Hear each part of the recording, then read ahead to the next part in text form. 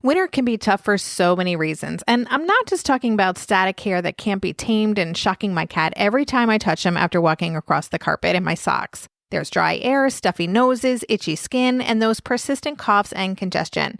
I know there are endless products out there that claim to help, but I like to stick with trusted, reliable solutions that are simple yet effective. For me, that's Vicks. And I gotta say, there's something so nostalgic about the scent of Vicks. It instantly takes me back to the comfort I felt as a kid when my mom rubbed Vicks on my chest to help me clear out when I had a cough. Vicks is the only humidifier brand that combines a cough suppressant, soothing menthol vapors, and hydrating mist to provide powerful relief from common winter discomforts like dry air, congestion, and stuffy noses. Pairing Vicks VapoPads with their humidifiers enhances that relief with the cooling sensation of menthol, while the added moisture helps soothe and ease congestion. If winter air is tough on your family, Vicks humidifiers can make a real difference. Find the Vicks Cool Relief along with VapoSteam in a variety of VapoPads on Amazon. There's a special offer on Amazon on the Vicks Cool Relief humidifier where you can get 20% off your purchase. Just go to Amazon.com and search Vicks VUL 600 Cool Relief humidifier. It has a blue tank with white in the center. Be sure to click the coupon to get the discount. You'll need this for wintertime comfort. As we get to know them, we say, how can I support this child? And as you support them, you're building this strength in them that doesn't always show itself. But I could tell every parent it's there or it's being developed. And that's what you need to know when they melt down for the umpteenth time and you've gotten through it somehow. And then you come back together and you say, that was a rough go between us, wasn't it? And I'm sorry I didn't handle that better, but I'm still with you. I still love you. And I'm glad you're feeling better. That reconnection is building a piece of the child that goes, I'm not alone. We can get through this. I'm not alone. That's the basis of resilience. I'm Debbie Reber, and welcome to Tilt Parenting, a podcast featuring interviews and conversations aimed at inspiring, informing, and supporting parents raising differently wired kids. Today's episode could not be more timely. We're exploring the important topic of resilience and how to support our kids in navigating the challenging times we're living through. Joining me is Dr. Tovah Klein. She's the author of the wonderful new book, Raising Resilience: How to Help Our Children Thrive in Times of Uncertainty. Tovah is a renowned developmental psychologist and the director of the Barnard College Center for Toddler Development. With over 30 years of experience, she's dedicated her career to understanding what children need to thrive, regardless of their circumstances. She's a sought-after advisor to children's media and organizations, including National Geographic Kids and Apple TV. In her newest book, the one we're talking about today, Tovah explains why resilience is not a fixed trait, but a skill that can be nurtured through supportive relationships and intentional parenting practices. And so that's what we get into in today's conversation. We unpack what it means to be an anchor and a container for our children. We explore Tovah's 5 pillars of resilience, which are security and trust, emotional regulation, agency, social connection, and self-acceptance. And we discuss why understanding our own emotional baggage is key to helping our kids build resilience. We've talked about resilience on the show before. We've had really interesting conversations, but there's something about the way that Tovah frames resiliency as a skill that's built together between parents and children that really resonated with me. I think so often we think of resiliency as an individual trait or a characteristic, and our kids either have it or they don't. But as you'll hear in this conversation, it really all starts with the connection between ourselves and our kids. There's so much food for thought in this. There's so much hope in this conversation. I hope you enjoy it. So here is my interview with Dr. Tovah Klein.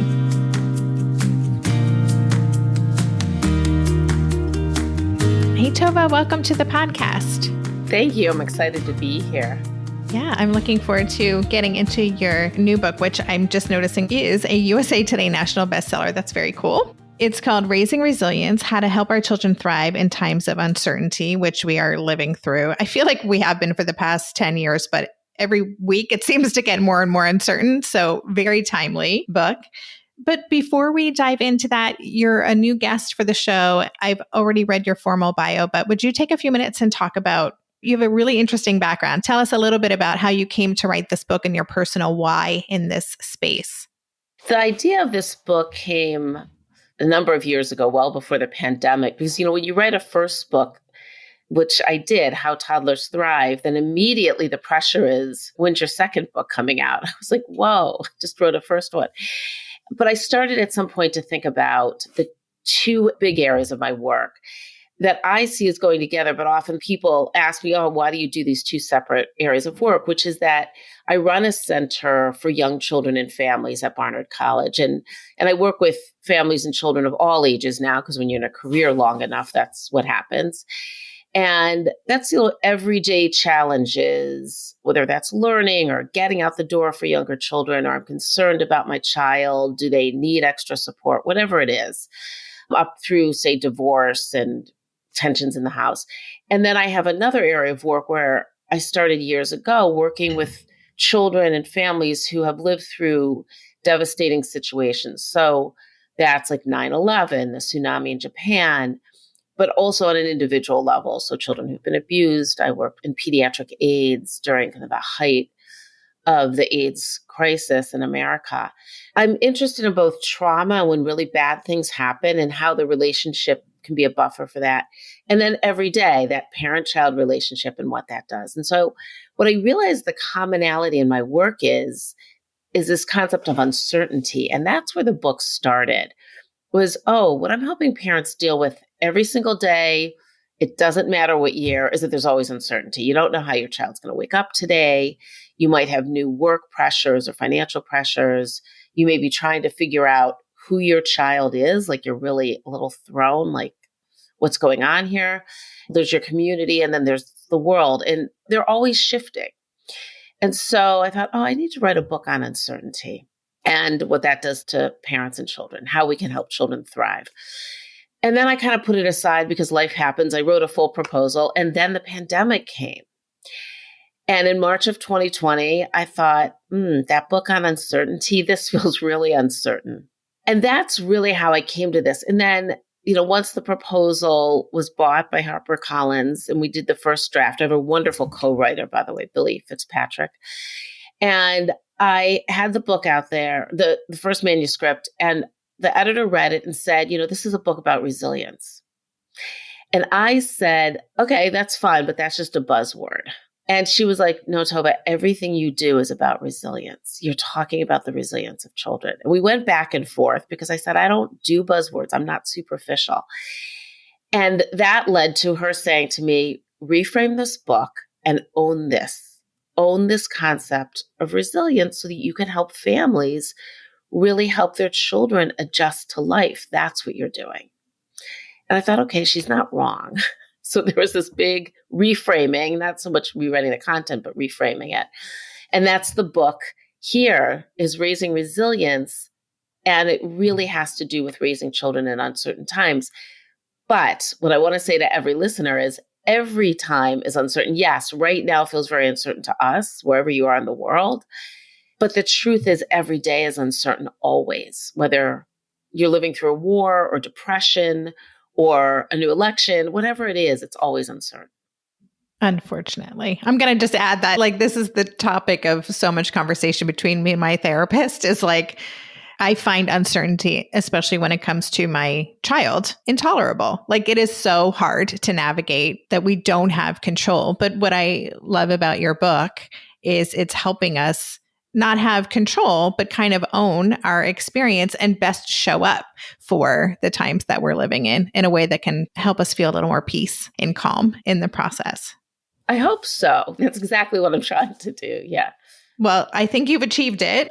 All right. So you mentioned that resilience is a buzzword. And before we hit record, I said that the word resilience, I think, especially parents raising neurodivergent kids, I think we have somewhat of an uncomfortable relationship with the idea of resilience. And we can talk about that more, but I would love to know how you define resilience. What does that mean? I'm going to tell you what I think it is not. So often the myth about resilience is that a person has it or doesn't, and nothing could be further from the truth. It's not like a tough love or this tough strength. That's not what resilience is. I think we get thrown because when something really bad happens to a person and they eventually get through it and they get back up, we go, oh, she's resilient. But really, when I think about resilience and I look at the literature, whether that's on stress and coping or any of the pieces that say, how do we help children through life? What I define resilience as is the ability to adapt, to adjust, and to be flexible. And flexibility is very hard. It's very hard for young children. It takes on a special sort of case with neurodivergent children, depending on what their kind of wiring and issues are. But it's that ability to adapt and adjust, and it's built over time in the everyday relationship with parents. So whether your child is on the spectrum, is twice exceptional, is kind of down the middle of the road, typical, like whoever they are, they need help building this ability to handle life. That's really what I see this as, handling life. And that doesn't mean kicking them out of the nest, and saying, just go, you're on your own. It means letting children know, I'm here for you, I'm with you, I'm going to be your stability, I call it the anchor, and I'm going to help you in all of these years that you're with me on a day-to-day basis. And I unpack that pillar by pillar to say, resilience is this dynamic that's between the parent and child and then resides in the child so that they can handle any hurdle that comes their way. But it doesn't mean they do it on their own. And I think we often think with resilience that it's like this individual characteristic. And we think of it in a tough way. And I think that's just unfair to any child. Yeah, I appreciate that definition. As you were explaining that, I was thinking too of Michelle Borba says that resilient children are made, not born, that it's not like some people come in with this, which I think is comforting to know. And also the way you've described that, it feels accessible to everybody, right? And I think that is where some of that tension in this relationship with resilience and the neurodivergent community for parents is like, well, if this is what you need to be resilient, and those are things my child has trouble accessing, then we're out of luck, right? But the way you present this, and I will get into your pillars in a few minutes, but it is accessible to everybody because it's really about our relationship with our kids. It's totally about our relationship with our children. And in a child who's neurodiverse, which, I mean, obviously every listener knows that's a broad category, right? It's not like, oh, here's what neurodiversity is. It's who's my child. And as we get to know who our child is, even though sometimes you're thrown aback, like, wait, I thought I understood what you needed. And once again, I'm a little bit at a loss, which happens for every parent. As we get to know them, we say, how can I support this child? And as you support them, you're building this strength in them that doesn't always show itself. But I could tell every parent it's there or it's being developed. And that's what you need to know when they melt down for the umpteenth time and you've gotten through it somehow. And then you come back together and you say, that was a rough go between us, wasn't it? And I'm sorry I didn't handle that better, but I'm still with you. I still love you. And I'm glad you're feeling better. That reconnection is building a piece of the child that goes, I'm not alone. We can get through this. I'm not alone. That's the basis of resilience. It feels comforting and doable and good. It just feels good in my body, even to hear you say that. So let's take a quick break. And then I want to get into some of the concepts in your book, including you touched upon this idea of anchor. So we'll talk about that in just a minute. This episode is sponsored by Able Now, tax advantage savings accounts for eligible individuals with disabilities. If you're a parent, you know how important it is to plan for your child's future. But if your child has a disability, saving money can feel complicated, especially when you're trying to protect their eligibility for certain benefits like Medicaid. That's where Able Now comes in. Able Now accounts offer a tax-advantaged way to save for your child's future needs without jeopardizing eligibility for those critical disability services and supports. Funds in your account can be used for a wide range of expenses, everything from education to healthcare, housing, transportation, and even basic living expenses. Able Now accounts are available to qualified individuals in all 50 states. Are you eligible? Visit ablenow.com to learn how you can start saving today and join thousands of families using Able Now to secure a brighter future for their loved ones. If you've been listening to this show for a while, you know that our family recently made a big international move from New York back to the Netherlands. It's been so nice to have a few steady constants in our lives, like our subscription to Green Chef. Green Chef is a meal delivery service that brings pre-measured and prepped ingredients straight to your door. Every box is packed with wholesome, clean foods like fresh fruits and vegetables, lean proteins, and whole grains, making it super easy to focus on healthy eating. Green Chef takes the stress out of meal planning, which I so appreciate, and their recipes are curated for a variety of lifestyles and dietary needs. They've even introduced a new Green Chef Reset collection for a limited time. It features dietitian-approved recipes that include fiber support, are lower in saturated fat, and are under 700 calories per serving. I appreciate this extra support for a reset after the holidays, in which many of my healthy eating habits got a bit off track. They also have quick and easy salads, ready-to-blend smoothies, and grab-and-go protein-packed breakfasts. Also, fun fact, Green Chef is owned by HelloFresh, so you get even more meal plan options with the convenience of both brands. I love switching between the two, and now my listeners can enjoy a discount on both brands with me. Thrive all year with clean, easy meals from Green Chef. Go to greenchef.com/tiltfree and use code TILTFREE to get started with free salads for 2 months plus 50% off your first box.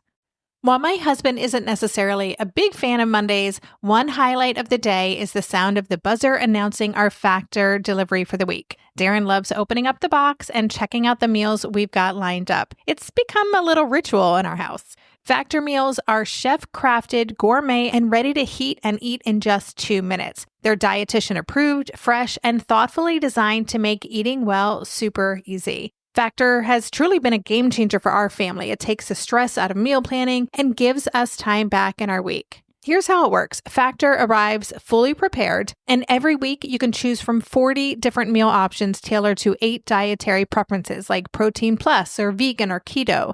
Darren loves the calorie smart meals because they're both delicious and help him stay on track with his nutritional goals. We have a few favorite go-tos that we often reorder, but we also like to mix things up and try something new. This week's standout, grilled chicken with potato and leek puree. So good. Depending on our week, we sometimes add extras like smoothies or grab-and-go snacks or juices. It's so convenient to have these little options ready whenever we need them. Eat smart with Factor. Get started at factormeals.com/tilt50off and use code TILT50off to get 50% off your first box plus free shipping. That's code TILT50off at factormeals.com/tilt50off to get 50% off plus free shipping on your first box. Okay, so in the book, you have lots of really useful concepts. The visuals are helpful for me. So I love this idea of an anchor and a container. The container is what I feel I've been for the past 6 years or something of my now 20-year-old neurodivergent kid's life. That has been my role, is to be the container. But can you explain what those concepts are and how parents can be that for their kids? So when I think of anchor and container, I'm thinking of a number of things. And again, I write about it, but the anchor is this stability that every child needs. It's what we call security, or a safe place, a safe base. In my first book, How Toddlers Thrive, I write a lot about the safe base, like you are their rock. And as children get older, we often forget that they still need us. Yeah, they might be moving out further in the world, and your neurodivergent child may be doing it on a different or slower or zigzaggier path than other children, but they're still gaining independence in whatever ways they're gaining it, at school, at home. And what they need to know is that they are not alone in this world. And that anchor says to them, I've got this even in your worst moments. It's in those worst moments that children need to know they're going to still be accepted. They haven't alienated anybody.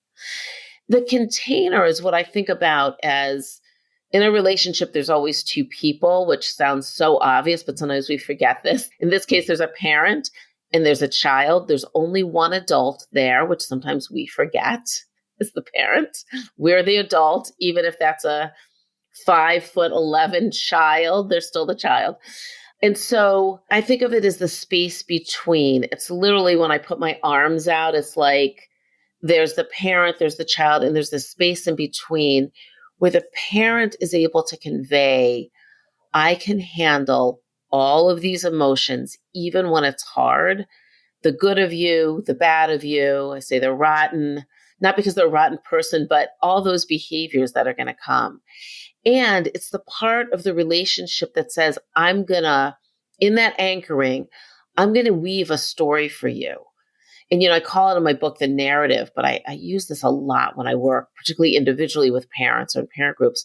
What's the narrative to help a child understand what's going on, either within them or around them?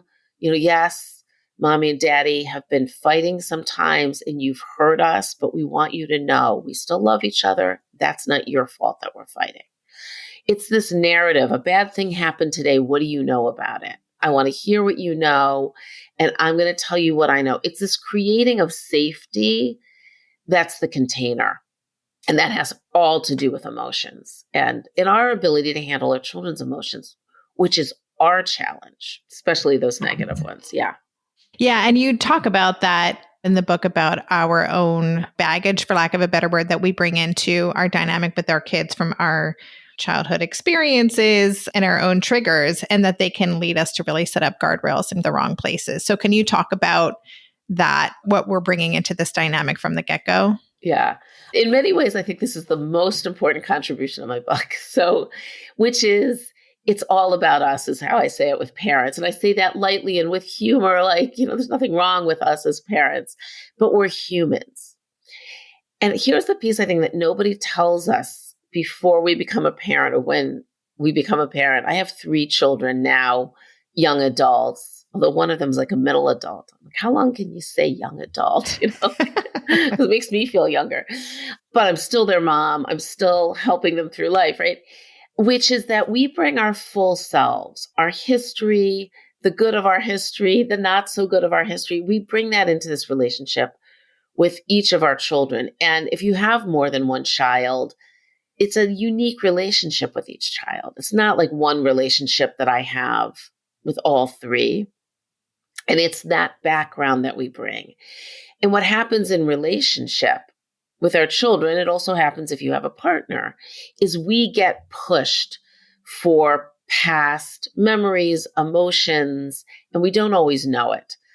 I joke around sometimes about like, where did that synapse come from? Like, what piece of me is now on fire with this particular child? I have one child who's a lot like me, and believe we could push each other. I can push him, he can push me in ways that my other ones don't.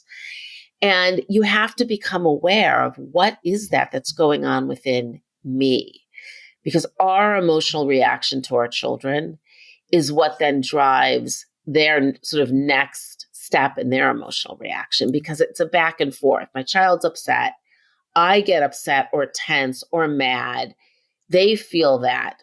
They then go up more. I have this graphic in there from Steve Porges about arousal, right? The more aroused we get with our child at a time that they need help being calm, the more aroused they get. So it's like their arousal, our arousal, then they keep upping us, not because they're trying to, not because they're out to get us, but because they can't do anything else. And so that's all of the stuff that we bring. That's our history. And that's why I have in all the content chapters, not the intro kind of background about stress and why we like control and why we don't like uncertainty. But all the other chapters, I have these reflective questions, really with the aim of helping parents stop for a moment and say, hey, what do I bring from childhood? What good stuff that I want to keep? What was I missing? What do I absolutely want to avoid? Is a way to start to get to know oneself, because awareness is the first step. People often say to me, well, I'm aware, and I say, stop right there. Awareness is a huge leap forward. Once we can say, oh, that behavior of my child always makes me tense. Why? Oh, I remember being in that position as a child. Oh, yuck. Then you can start to move forward and say, this is not about me now. I need to work on that piece of me. It also helps us look at our child and say, this is not about you. You're not a bad human. You're struggling. It's the piece of like sort of exhale that helps us get through it. So I think that's a really important piece. I call it the U factor. I have a U factor journal actually on my website. If your listeners go and they put in, I'll give you the secret code, Tovah 24, they put that code in, then they can actually download. I compiled all the questions together in like a journal So you can just do that reflective work yourself. A couple recently told me that both the mom and the dad are doing the journal, and then they have discussions about it. I was like, oh, is your marriage okay? And they said, yeah, it's actually helped us communicate better. So I was like, oh, that's so great. Yeah. I love that. And you're so speaking my language. I mean, at Tilt, people are like, how do I get my kid to do this? And it's like, this isn't about what you need to do for your kid. This is about what you need to do for yourself. So I love all those reflection questions. I also just want to say, I love the mantras that you include in there. This isn't about you. Don't take this personally. I wrote down, I am the grown up. I can handle this. I'm like, I need to tattoo that on my forehead or something, but it's so helpful for in the moment. Yeah. And we need that because in that moment of emotional arousal, your child is kicking or screaming or melting down at whatever their behaviors are. We get pushed for our worst selves. Everybody talks about triggers. I'm like, well, I want to be a little careful there. Yeah. In trauma, there's no question there's triggers. The rest of it, I feel like we need to own this because people will say he triggers me or she triggers me. We have to own that. And say, when she does this, this happens to me. Oh, I've got to get a hold of that. And the sort of in the moment, simplest way is to have a mantra that just comes to you because it helps you feel your feet on the floor again and exhale. And when we do that, our arousal comes down, even if it's just a little. And then our child feels that. They need us to be an adult. My favorite with the one that I clashed with the most was this mantra of he's not out to get me. And it would come to me, he's not out to get me, he's not. And I would literally feel myself sort of laughing inside. Like, of course he's not. He's a 2-year-old or an 8-year-old or a 12-year-old, whatever it was. And I have to be the grown. And then I have to be the grown up here. And it might mean turning your back for a moment, looking at the wall and exhaling. But we can reground ourselves. We are grown-ups. Yeah, I used to literally just pivot my body away just so I wasn't right in the line of that energy fire, just kind of feel my body and just get grounded. And that would be enough. Yeah. And then you come back with a little bit of a smile in your face and that gets conveyed even if they're still swirling in a very difficult space. Right. Okay, let's take another break and then we can't go into your whole book. It's so good. And I hope listeners check it out and read your book. But I'd love if you could walk us through the 5 pillars of resilience when we get back.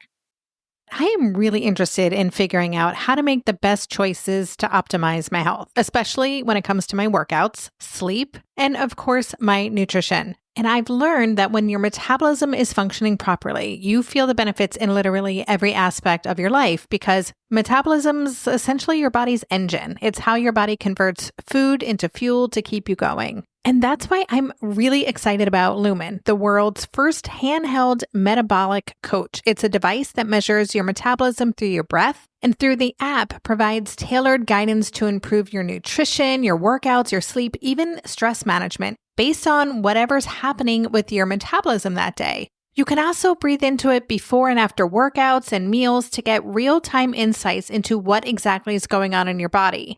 Also, if you're dealing with hormonal changes and fluctuations like I am, Lumen can track your cycle and the onset of menopause, adjusting its recommendations to support a healthy metabolism throughout those hormonal shifts. This helps maintain energy levels and curb cravings.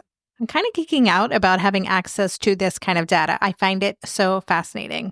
Take the next step to improving your health. Go to lumen.me/tilt to get 20% off your Lumen. That's lumen.me/tilt for 20% off your purchase. And thank you, Lumen, for sponsoring this episode.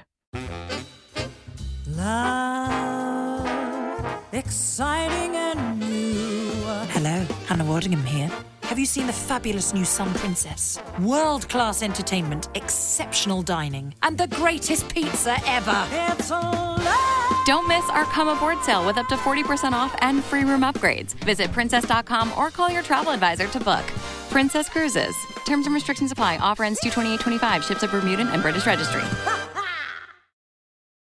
This episode is brought to you by Amazon. Sometimes the most painful part of getting sick is the getting better part. Waiting on hold for an appointment, sitting in crowded waiting rooms, standing in line at the pharmacy, that's painful. Amazon One Medical and Amazon Pharmacy remove those painful parts of getting better with things like 24/7 virtual visits and prescriptions delivered to your door. Thanks to Amazon Pharmacy and Amazon One Medical, healthcare just got less painful.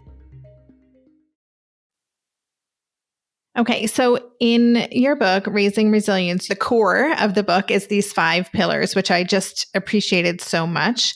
Would you just take a few minutes? I know we can't breeze through them all, but introduce them to us.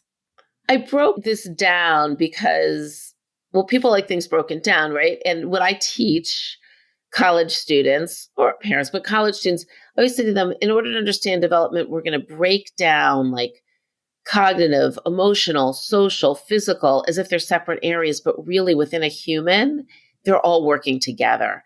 And I did something similar in this book. So I call them the 5 pillars. It's not stepwise. It's not like a built system. You can start anywhere.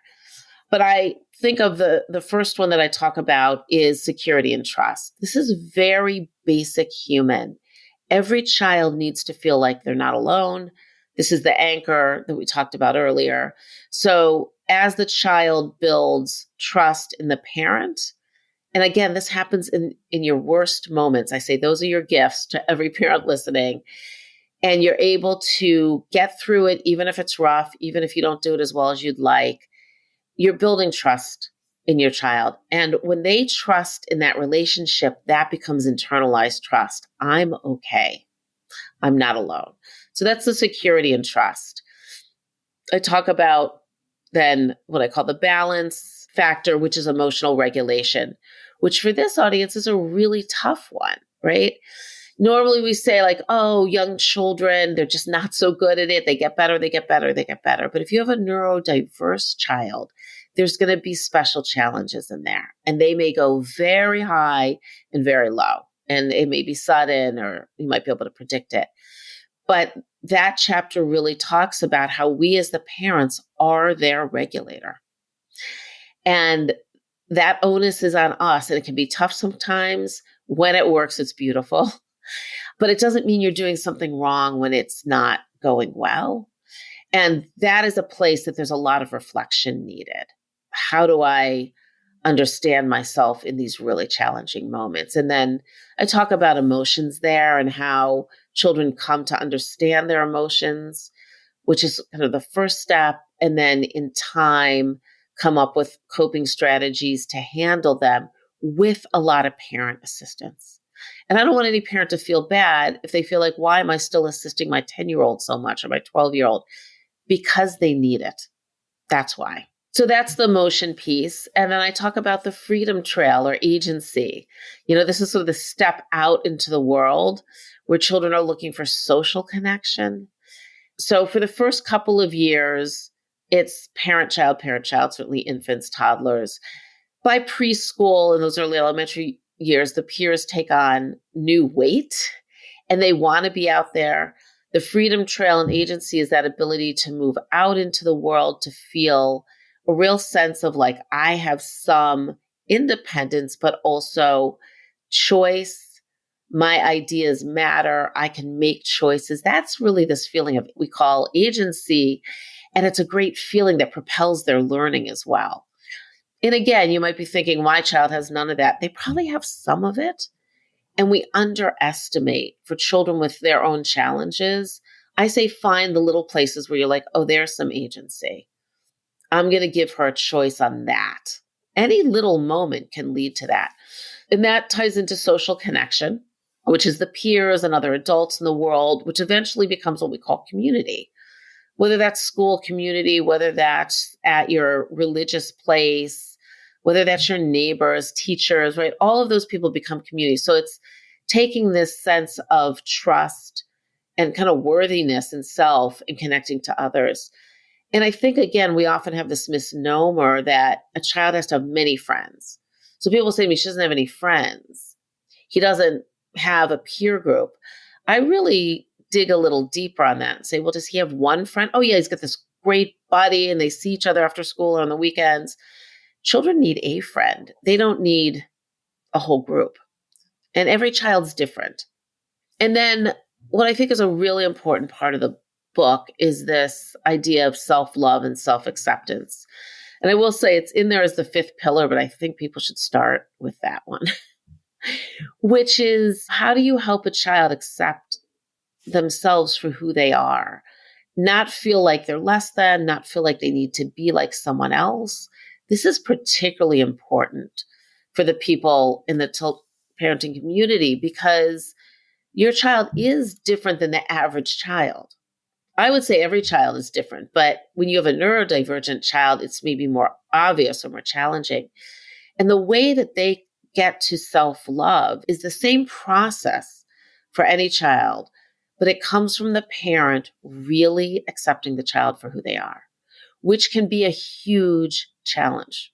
When you have that child that you had no idea even existed, let alone isn't the child you imagine. If you imagined a quiet, listening, sitting still, everyone's going to love this child, adorable, whatever, and your child is not that for whatever reason, the work is on the parent to really say, what's my challenge here? What do I need to do to come to accept this child and to understand them when it's particularly challenging? Because that piece is what's so important to the humanity of raising a decent human being one day. I mean, they have their decent moments, but as children are like decent, not decent, not decent, not. But our goal is always to raise children who become decent human beings out in the world.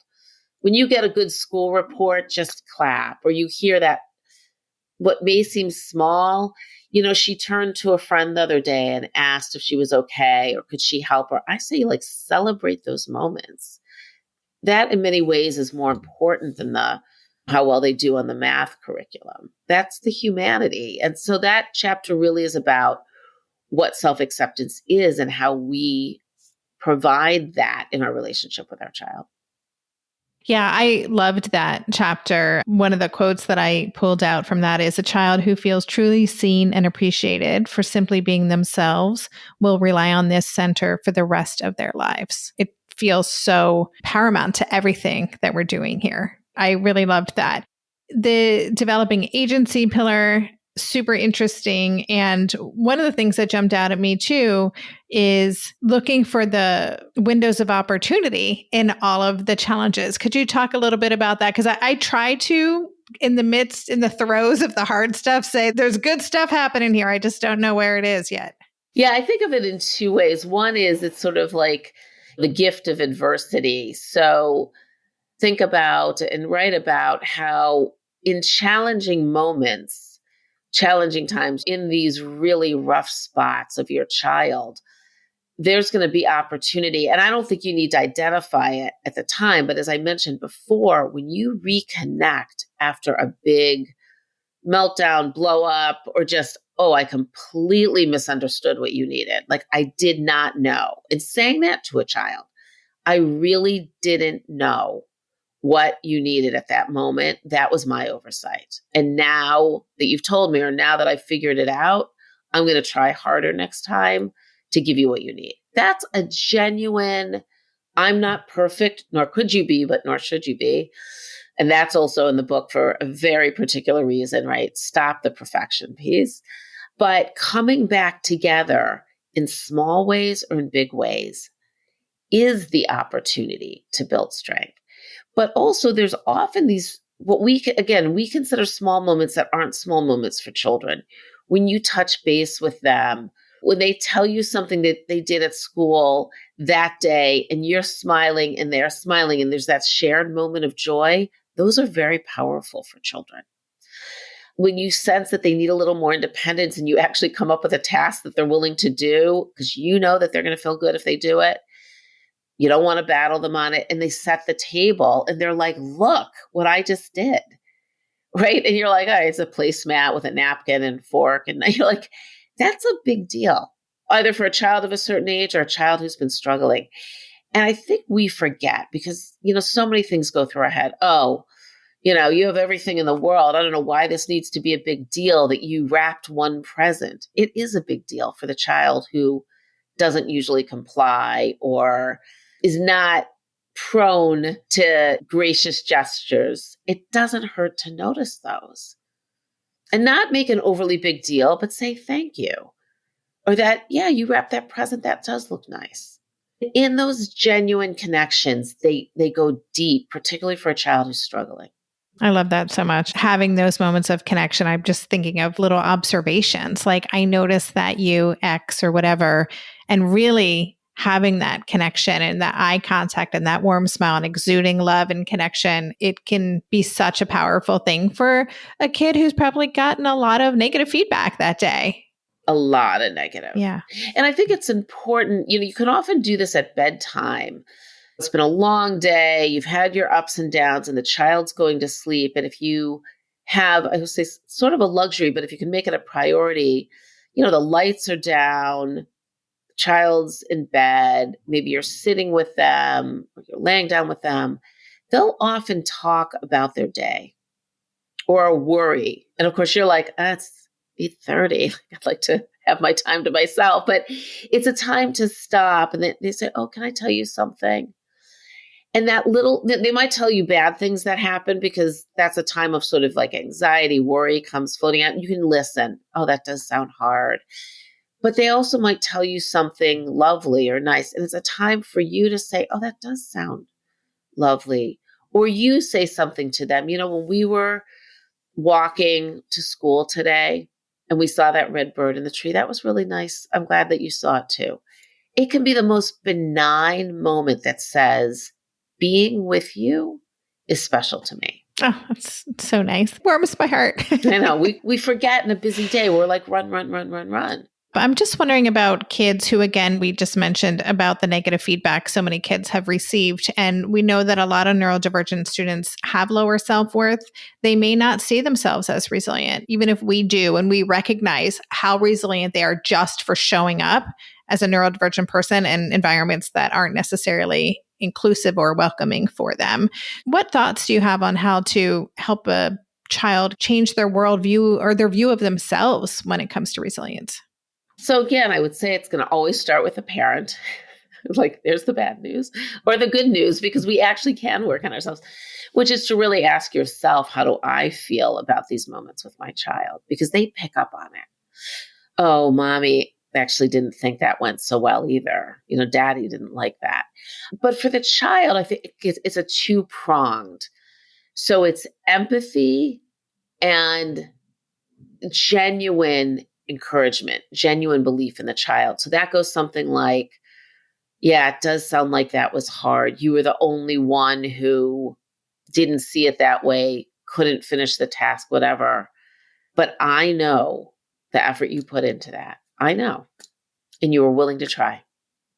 So it's this mixture of, you don't want to overlook the negative, because often we want to cheer our children on so badly. We go, no, no, no, you did do well. I did see that you were playing with another child, whatever it is. And the child's feeling like, that wasn't my experience. But when we say, so you felt left out, you felt like you were the only one on the sidelines. Yeah, that doesn't sound so great. You know what? I'm proud of you that you were willing to go. And I'm proud of you for saying you might go next week too. It keeps giving them the both. Yeah, it's hard, and I believe in you. And that's where resilience comes from. Not that they jump back up and go like, wow, that was great. So no one wanted to play with me. People told me I was doing it wrong. I could, whatever it is. Yeah, it's hard, and you were there. So good. Okay, we're going to wrap this up, and I want to just remind listeners of the name of your book again. It's called Raising Resilience: How to Help Our Children Thrive in Times of Uncertainty. And I'm imagining you can get it anywhere that books are sold. Anywhere books are sold. There's an edition out just this month in England as well, in the UK and all the UK affiliates. And in the US, online, your local bookstore. Yeah, wherever you get your books. Awesome. Is there anywhere else that you would like listeners to go online to connect with you? Yeah, I have a website, tovahklein.com. And I'm on Instagram at Tovah Klein and on LinkedIn as well. And I do have a Facebook page called How Toddlers and Children Thrive. Oh, great. Listeners, I'll have links to all of that in the show notes page. So definitely check that out. And yeah, I just want to thank you so much. I so enjoyed this conversation. I loved the book, and you've given me lots to think about today. So I appreciate that. Thank you. Thanks for having me on. You've been listening to the Tilt Parenting Podcast. To learn more about today's guest and the resources we talked about, check out the extensive show notes page on Tilt Parenting. There you'll find key takeaways, links to all the resources mentioned, and even a full transcript of our conversation. Just go to tiltparenting.com/podcast and select this episode. If you're looking for personal support from me and connection with the phenomenal community of parents raising neurodivergent kids, join us in the recently rebooted Differently Wired Club. The new Differently Wired Club can help you cultivate the positive shifts you're hoping for. Go to tiltparenting.com/club to learn more. The Tilt Parenting Podcast is hosted by me, Debbie Reber, author of Differently Wired and the founder of Tilt Parenting, and was edited by Andrea Curtis Amasquita. To support this show, please join my Patreon campaign where you can set up a small monthly contribution. Just go to patreon.com/tiltparenting to learn more. If you want to follow Tilt on social media, you can find us at @tiltparenting on Instagram and Facebook. And lastly, please take a minute to leave a 5-star rating or review on Apple Podcasts or wherever you listen to podcasts. That helps this show stay visible so others can find it more easily. And that's all for this week. Stay safe, stay well, and take good care. And for more information about any of the parenting resources Tilt offers, visit tiltparenting.com.